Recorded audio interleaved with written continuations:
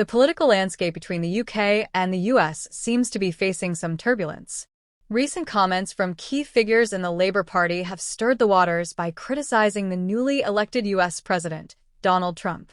These remarks have certainly caught international attention and raised concerns about diplomatic ties. But that's not all. A bold statement from Ed Miliband, the Secretary of State for Energy and Climate Change, has sent shockwaves through Parliament. He's urging the UK to strengthen cooperation with China, a stance that challenges traditional alliances and demands careful consideration. This turn of events raises a critical question. How will the UK navigate its future partnerships amid these shifting dynamics? Let's dive deeper and see how this unfolds. Stay tuned.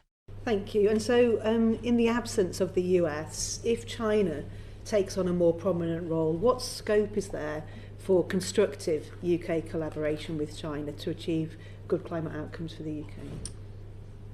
I suppose the truth about this on China is there is no solution to the climate crisis without China, because they represent such a huge level of global emissions now. And this is a point my US friends, Democrats and Republicans make. And so, of course, part of what we have to do as a UK government is work with China, among many other countries, to drive forward climate ambition.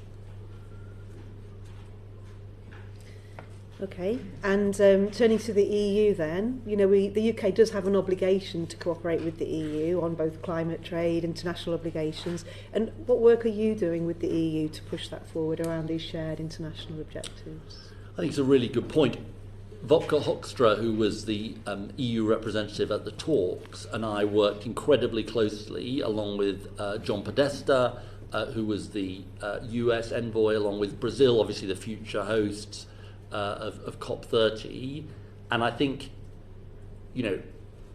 where these talks have succeeded best is when you have developed countries that want ambition, or blocks of countries, working with the vulnerable and developing countries who see the existential threat to drive that forward. That was very much what didn't happen at Copenhagen, what did happen in Paris.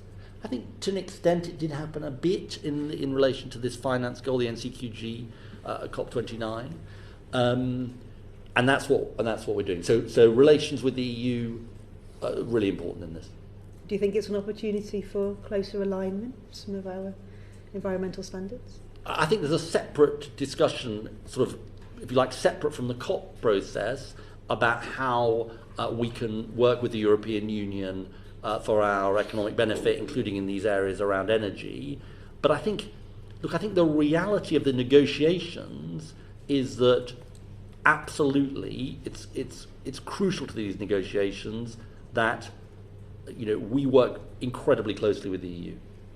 Do you think Ed Miliband's recent statement could impact the UK's relationship with the US? This is a topic that has sparked a lot of debate, and we'd love to hear your thoughts. If you think this could be a turning point, don't forget to like this video and share it with your friends who follow global politics. And of course, we value your opinion. Drop a comment below and join the conversation. Your engagement means a lot to us, and it helps keep these discussions going. Let's dive into the complexities of diplomacy together.